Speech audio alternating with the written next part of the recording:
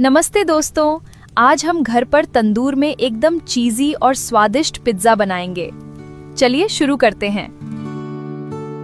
सबसे पहले नरम आटा तैयार करेंगे और इसे 1 घंटे के लिए फूलने देंगे।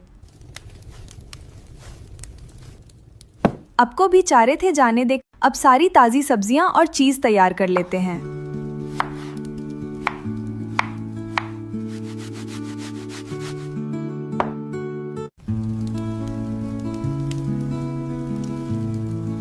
अब अपने टॉपिंग शिमला मिर्च, प्याज, टमाटर, ऑलिव्स, कॉर्न और भरपूर चीज़ डाल दीजिए। अब इसे गरम तंदूर में तब तक सेकेंगे जब तक चीज़ जरा पिघल न जाए।